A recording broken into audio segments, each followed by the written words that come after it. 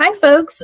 This is Emily Sollenberger, Program Director for Art Services at the State Arts Council. I'm joined by my co-program director, Laura Weiss, here. Together, we are conducting a recording for the How to Apply information session for the Professional Development Opportunity Grant.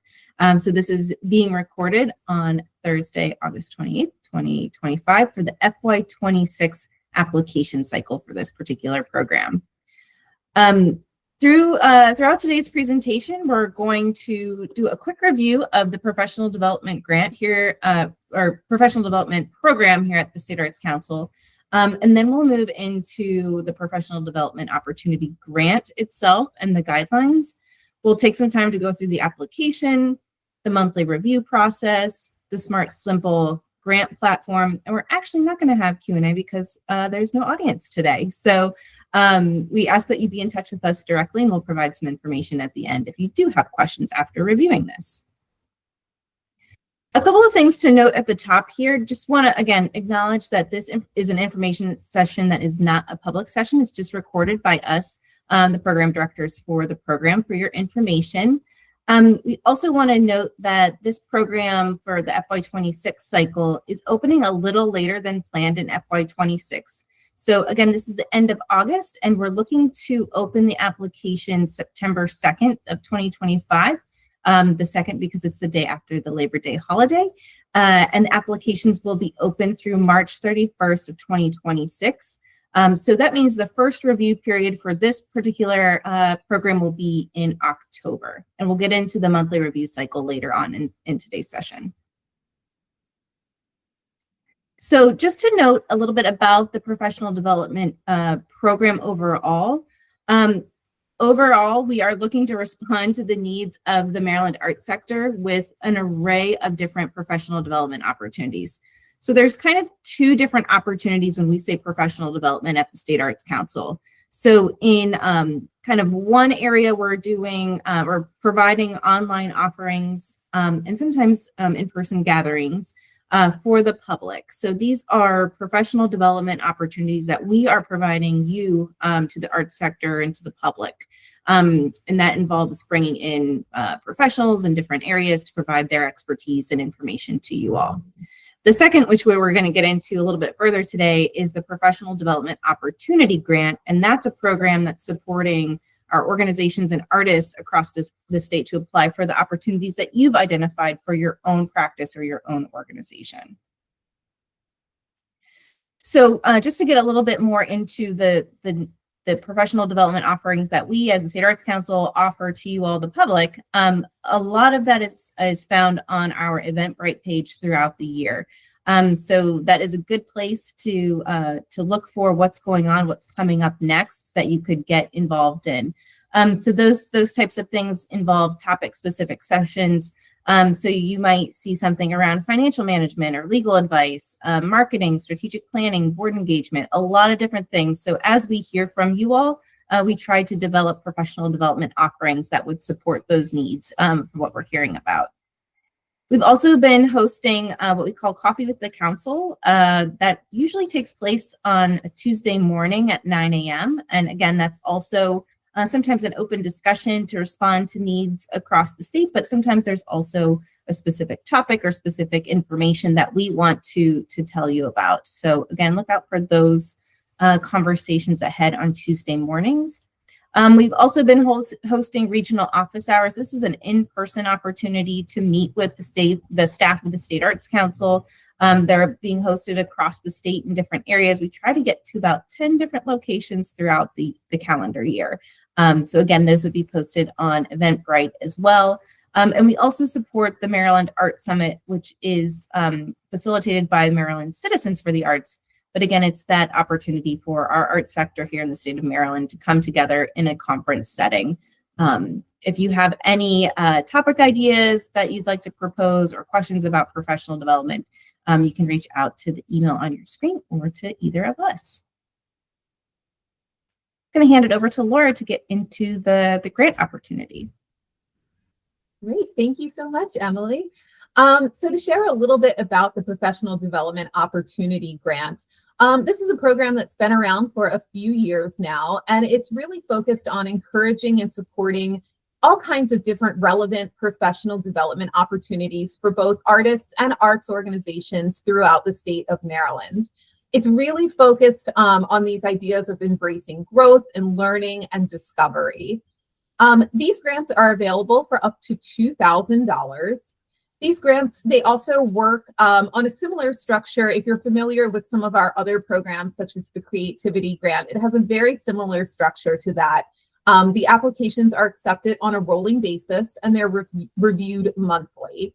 Like Emily said just a few slides ago, they are opening a little bit later than usual this year, opening on September 2nd, and they'll be then accepted and on that rolling basis through March 31st of 2026. You're eligible to be awarded one professional development opportunity grant per fiscal year. So thinking about some different opportunities for organizations and artists and examples of what that might include under this particular grant.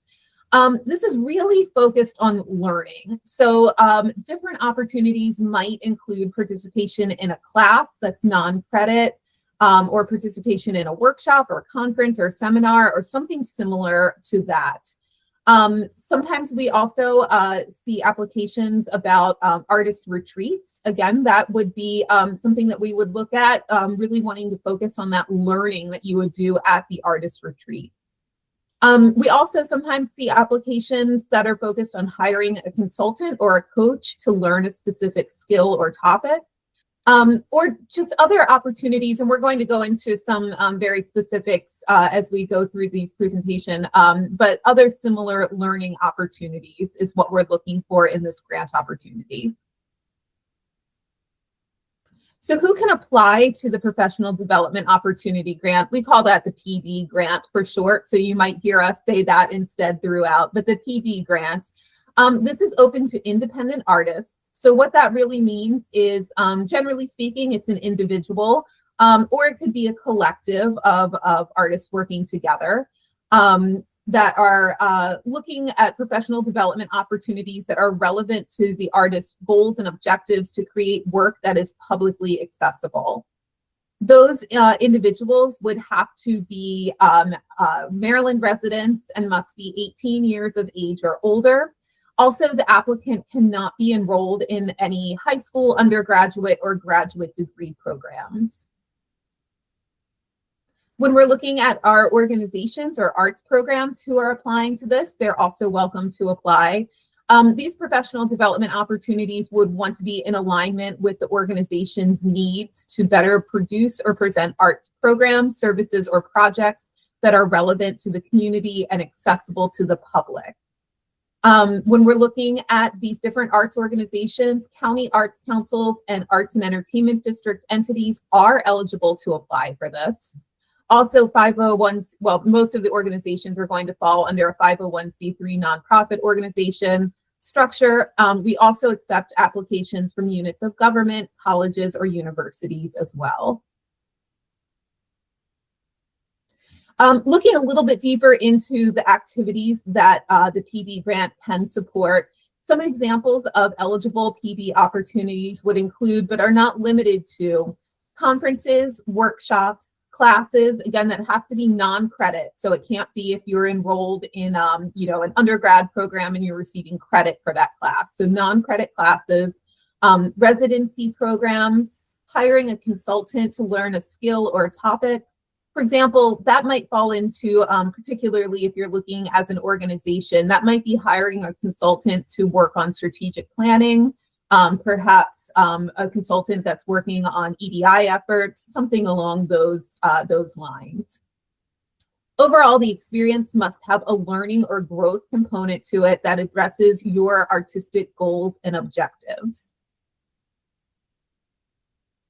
So looking specifically at the expenses that that grant can support, what the grant funding can support, that's going to really fall into the expenses that are really directly associated with that professional development opportunity. So thinking about things like registration fees, artist payments or stipends, and that can include payment to yourself for the time that you are taking to participate in that learning opportunity. So your own payment, your own stipend, consultant fees, contractual services, administrative expenses, and also transportation. And that would include travel that is a part of that professional development opportunity. I'll kind of pause for the subset here that the PD grant can support travel and opportunities that are outside of the state of Maryland.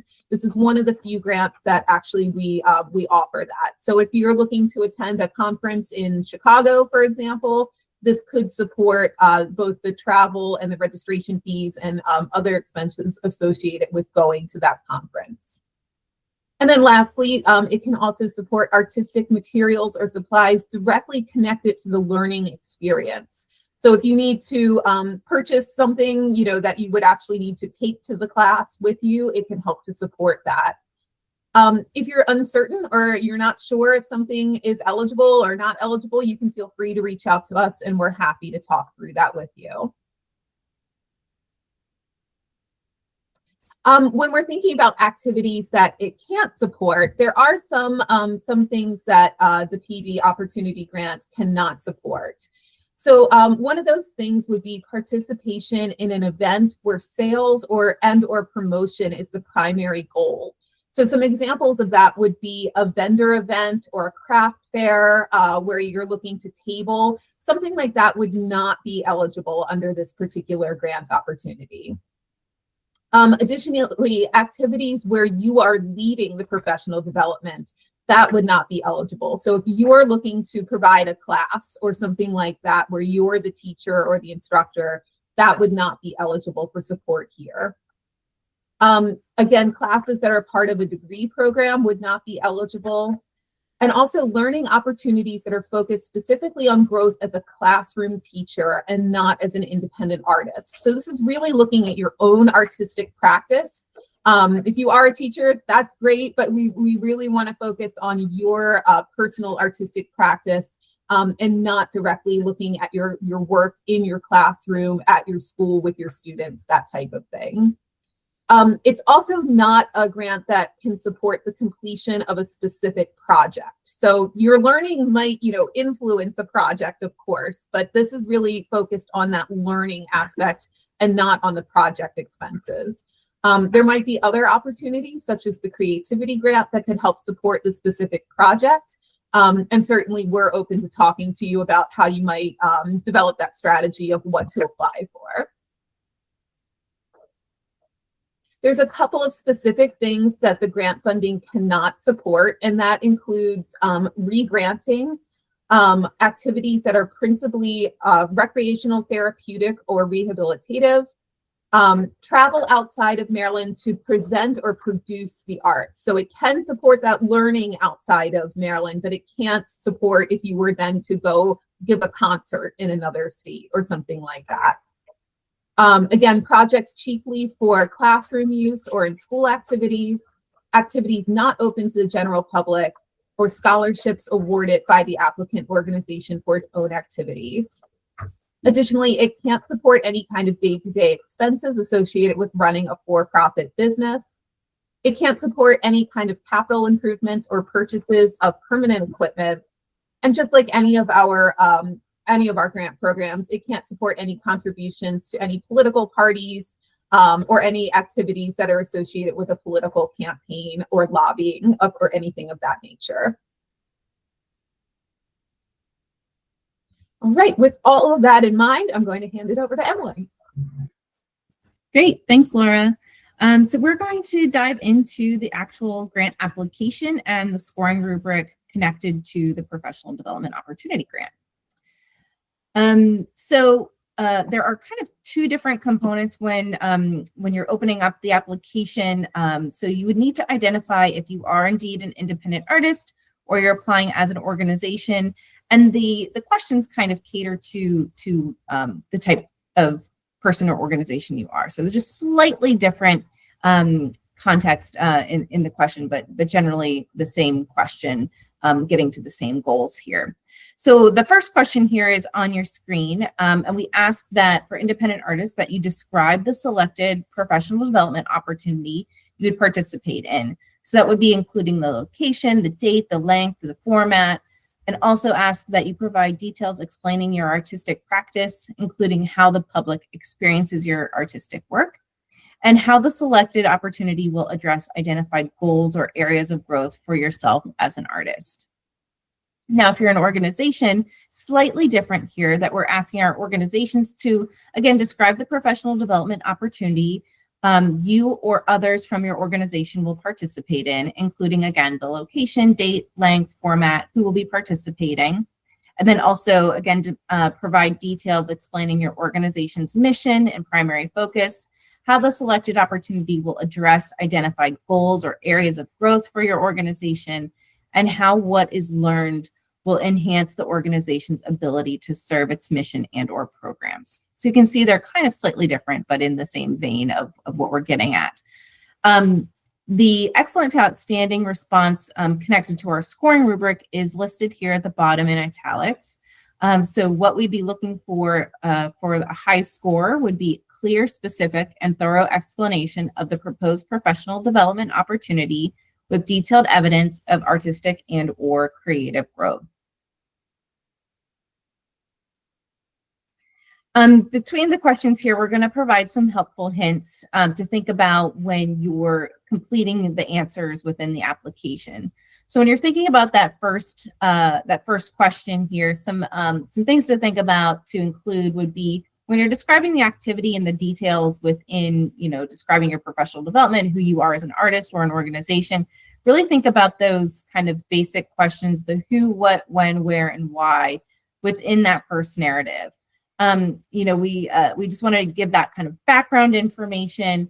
So don't forget to describe who you are and what your artistic practice is as it relates to that learning opportunity. So kind of the goals behind why that would help your artistic practice. Really approach the application as if the reader has no idea what you're proposing.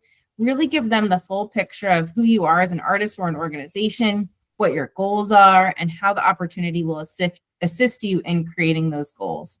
A useful exercise that Laura and I have shared for many of our grant programs and across many applicants is this useful exercise to have a trusted friend, family member, a colleague, somebody who might not know much about your proposal, the professional development that you're looking to participate in, and really have them review that draft application and poke holes in it, if you will, to help fill in the blanks where it might be unclear for them, but might be, kind of inherent for you that you might not be thinking about. So always get a set of eyes on your application is always a good thing to do.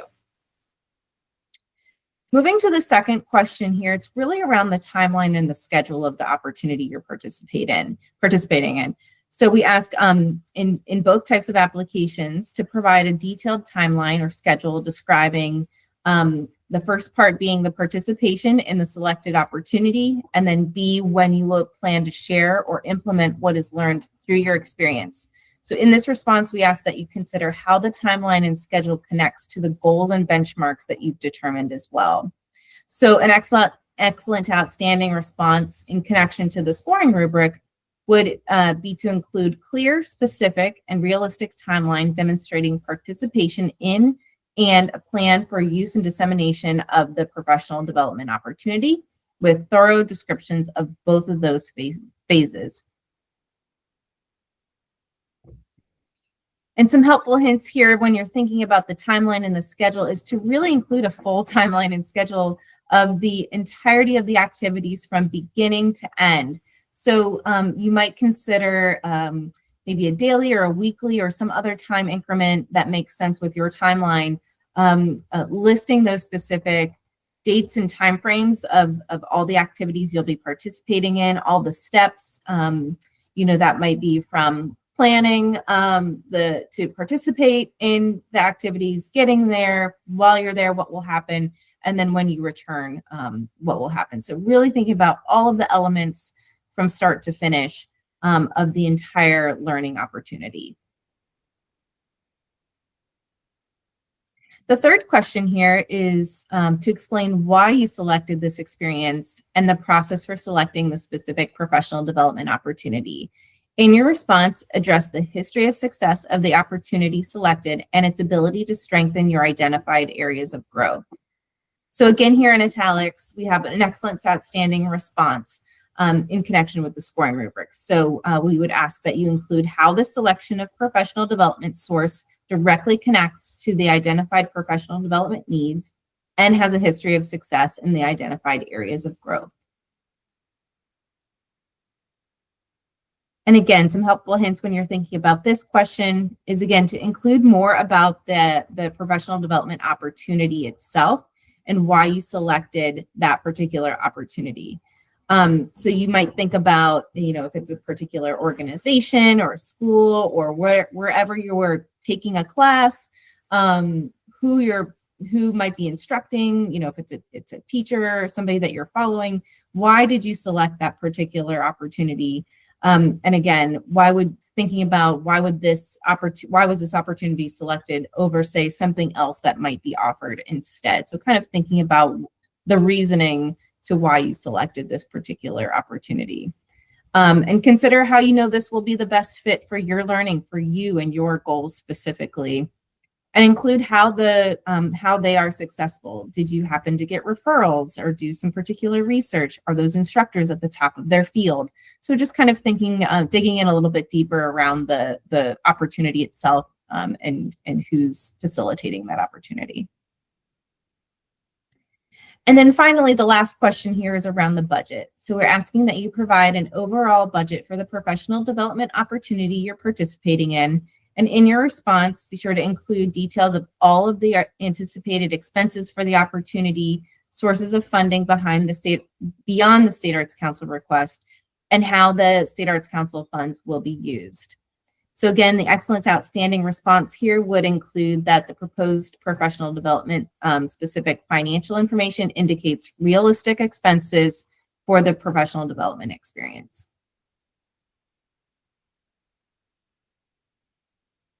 And again, some final helpful hints here around the budget is, again, to include a clear list that shows specific line items for all of your planned income and expenses, and a description to how you got to that total. So for example, here, if you are planning to participate in a conference, maybe the conference fee is $750. To strengthen your response, it would be helpful to know what that $750 includes. Might it include fees for instructors or facilitators? Maybe it's including materials. Maybe it includes, say, 2 or 3 days of meals per day, et cetera. So kind of expanding on what those different expense lines might be. And the response must be within the context of the narrative. That's important that panelists will not be opening up additional attachments. So if you have a budget or a financial statement that is an attachment, just be sure that you're including the content of it within the context of the application itself. And then finally, when you're wrapping up the application, you'll be asked to submit a completed W-9 form and then to sign the application itself. And it's an electronic signature. So it's just typing in your name and witness, and you're good to go there. There is a full application and scoring rubric that's found on the program page, so the Professional Development Opportunity Grant page of msac.org. You'll find what we just went over in a spreadsheet format. All right, I think I'm going to hand it over to Laura to go into some more details. Yes. So just to reiterate again, the Professional Development Opportunity Grant, it's available for up to $2,000. You're eligible to receive one of these grants per fiscal year. So that would be through our fiscal year, FY26. That runs July 1st through June 30th. A lot of times people ask to, if we would award portions of the grant or something, or the portions of the request. The PD grants are what we call an all or none grant. And what that means is if you are approved for the funding, you will receive the requested amount. So we do not offer a percentage or a portion of the requested amount. So the way that the monthly application review process works is first, all of the applications are reviewed by panelists. So the staff, myself and Emily, we have nothing to do with the scoring of the applications. That is given to a dedicated group of panelists from across the state who will review and score those applications. Those panelists, they applied to serve as panelists for this fiscal year. We always are looking for individuals from across the state to join us as panelists for different programs. So if that's something that's of interest to you, we frequently have different calls for panelists open, and you can find that on the Ways to Get Involved page on msac.org. So this particular program, it already has the selected panelists for FY26, so they'll be reviewing your applications every month. So those applications, they are accepted on a rolling basis. So that means you can pretty much apply anytime you want between September 2nd and March 31st.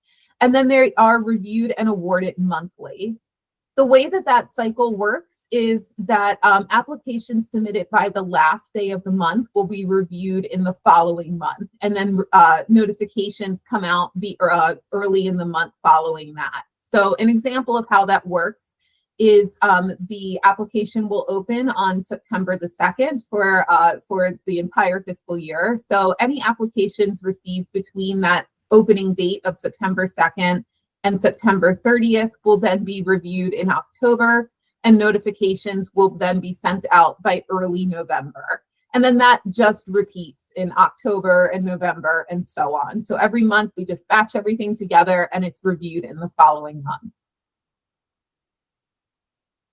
So what happens after you receive that notification? If you receive a notification that you have been awarded a grant, that's wonderful news. Congratulations. Just remember that you're only eligible for one PD grant per fiscal year. So once you're awarded in FY26, you're not going to be eligible to apply again for this particular program until FY27. One of the first things that you want to do if you are awarded is that you have to sign and return your grant agreement form via Smart Simple, which is the grant portal that you will apply, you will submit your application through. All of the notifications and all of the different elements of the granting process will come through Smart Simple. So if you're awarded, you will receive that notification through Smart Simple, and then it will have instructions on how to sign your grant agreement form. Payment typically takes about 6 to 8 weeks from the date of the receipt of a fully executed grant agreement form.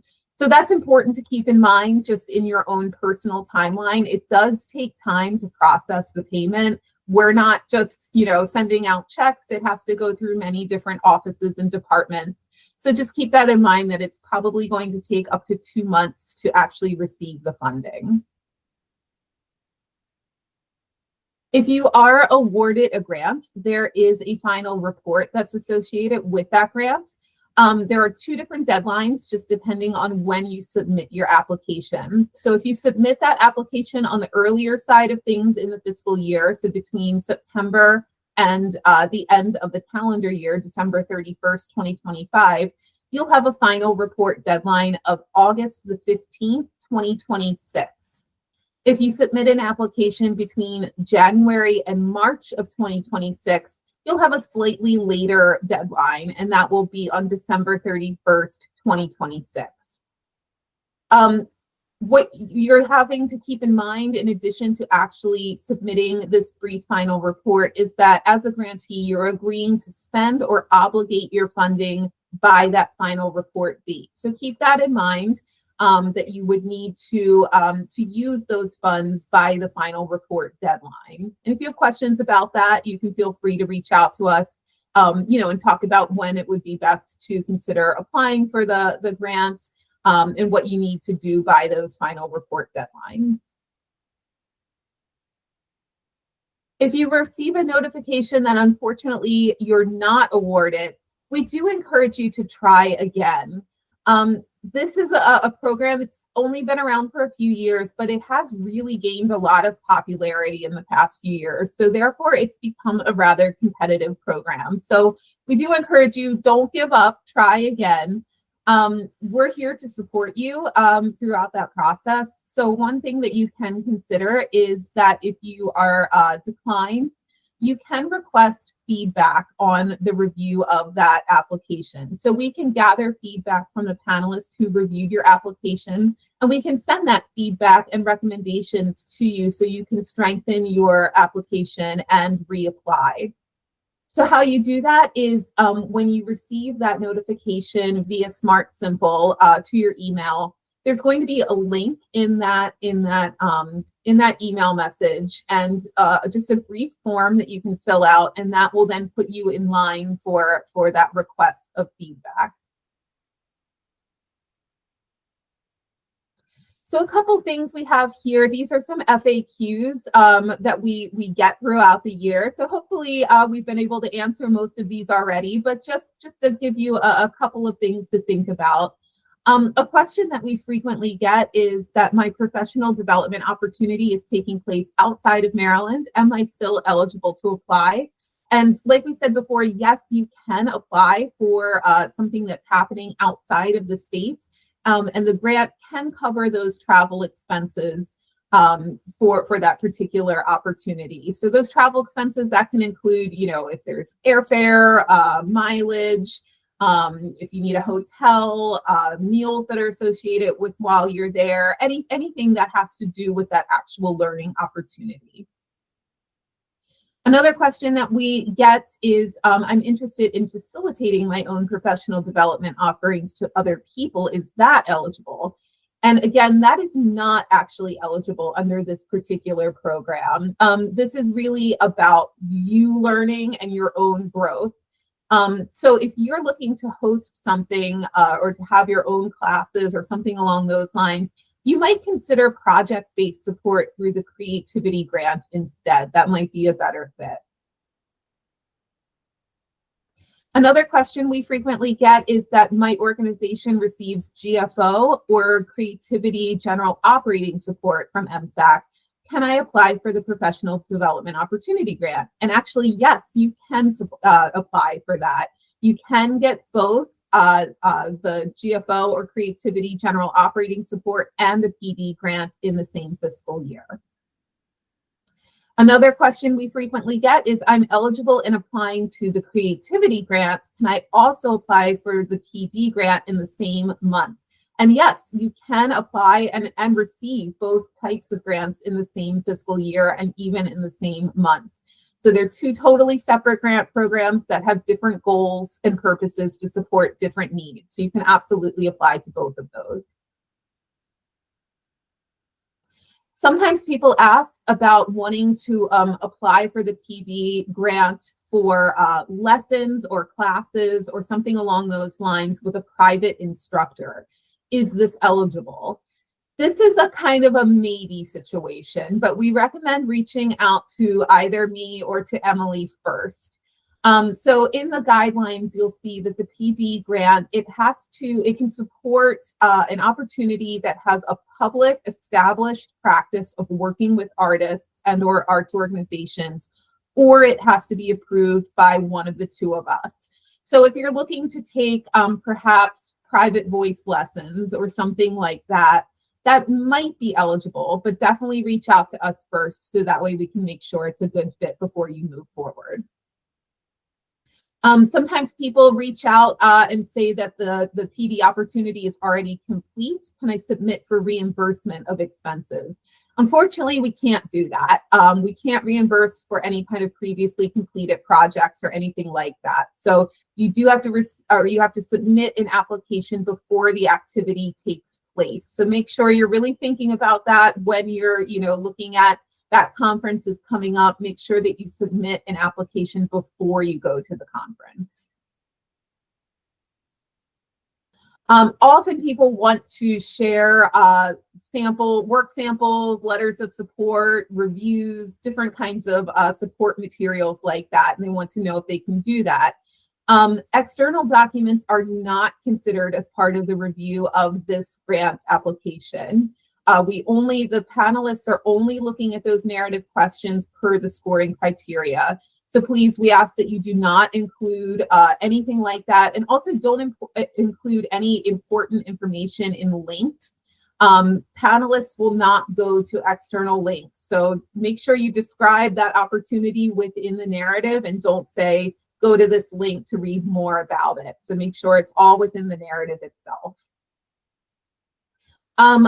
Sometimes we hear specifically from organizations that they want to hire a consultant for the organization to fill in the blank here, update their website, write their annual appeal, have a specific project or something specific that the consultant would be working on.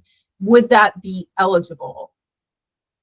This particular grant program really needs to have a clear learning opportunity associated with the work with the consultant. So if you're hiring a consultant for them just to do the work and you're not learning anything from it, that would not be eligible.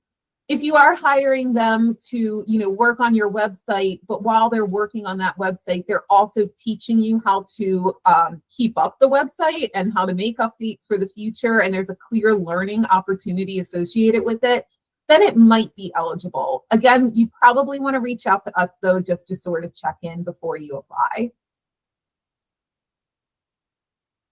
Couple more here. Something we've talked a little bit about this before, but if I am an arts teacher or professor and I want to apply to attend an education-based conference, is this eligible? Again, this grant is really intended to support your work as an artist. So if the primary focus of the opportunity is to support your work as a classroom teacher or professor, and it's not primarily associated with your work as an independent artist, then that experience is likely not going to be eligible for us.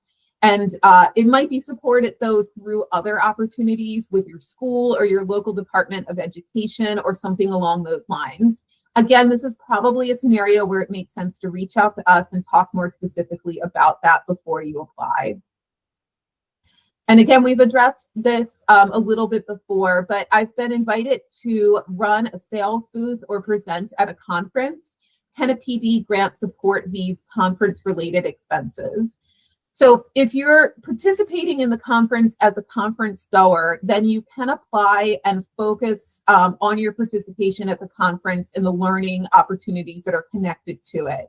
But if you're only going to present or sell and you're not otherwise participating in the conference, it would not be eligible for the PD grant. So again, the grant cannot strictly support your presentation, your promotion, the sale of your work, the tabling, that kind of thing. It really has to be associated with the learning. Oh, I lied. There's another one. Okay. I received a PD grant last year to attend an annual conference. Can I apply again this year to attend the same conference? So the answer here is no, and this is actually something that we added new to the guidelines last year in FY25. So while you would be eligible to apply for a PD grant again in the new fiscal year, it can't support the exact same repeat activity that has already been funded in the past. So again, think about that in your planning. If you receive a grant for one particular thing, it's not going to be eligible again in the future. I'd like to apply for funding to research a particular element for a project I'm working on. Would that be eligible for a PD grant? So there's actually a better option here to consider. So there's another option within the creativity grant that's specifically looking at the planning and development phases of a project. So if the research and the development and those learning aspects are directly linked to that specific project, it's likely going to be a better suit to go look at the creativity grant for that. If the learning and the growth opportunity is directly linked more to yourself as an artist or an arts administrator, so you're really looking at a specific skill or technique or something that would enhance your craft overall, then it might be better suited for the PD opportunity grant. So again, this one can get a little tricky, so it might be best to reach out to us and talk about your specific scenario, and we can help guide you towards one option or the other. All right, that's the end of the frequently asked questions. So I'm going to hand it over to Emily to wrap things up here. Thanks, Laura. And yeah, we do get a lot of questions, so it's good to go over them. So again, another helpful hint here is to apply early when you can. So as we've mentioned here, while you're eligible to apply at any time during the cycle when it's open, so for this year for FY26, open September 2nd, and it's open through the end of March of 26, we do encourage you to apply early, again, whenever it's possible for you. That way you've got a longer timeline to be able to work through the process. If by chance you're not awarded one time, you can come back again and apply again. The other thing to keep note of is that the payment is processed outside of the State Arts Council offices. So if you are awarded, keep in mind that the payment will take approximately 6 to 8 weeks to be received. So you might take that into consideration when you're planning of when to apply, and again, to get it in early, so that way you get your payment a little bit earlier as well. Another thing to think about when you're planning to apply is that before submitting an application, Laura and I, we are available to help and support you. And one of those offerings can be to support by providing feedback on your draft application before you would submit it in Smart Simple. We do get quite a few requests throughout the year, draft feedback, along with providing panelists feedback as well. So do allow for several weeks to receive written feedback from us if that's something that you'd like to take advantage of. At certain times in the year, it could take longer, sometimes shorter. So again, if you're preparing in advance and you'd like to get feedback from one of us, do build that into your timeline as well to take several weeks. All right, so then when you're ready to actually apply, you'll need to do that through our grants portal called Smart Simple, and you can access that through numerous pages on our website, msac.org. But if you want to go straight there, you could type in marylandarts.smartsimple.com, and that'll get you directly to the landing page and to start your process with applying. That landing page should look like this that's on the screen here. If you are not registered already in the system, you would need to click that blue register button that's towards the bottom left corner of the general screen here. If you need to register, it'll by clicking that, it'll tell you to apply as an independent artist or an organization, whatever criteria that you fit in. And then you'll just provide some basic contact information and a couple other things to note to get your profile up and running. Get you a password. So then when you're ready to go, you can use your email and that password to log in. Once you're logged in, you'll come to a dashboard, which will have something called My Applications towards the top center. What you'll be looking for when you're looking for applications would be under Opportunities. So you would click that Opportunities button. It might have a different number here. It's 2 because that was the day we grabbed the screenshot, but it might have 5, it might have more or less. But anyways, you click on the Opportunities page, and it'll bring you to a listing of all of those opportunities that would be available to you at that particular time. You'd want to look for the Professional Development Opportunity Grant in your listing and be sure to click that blue Apply Now button that is directly across from that particular grant.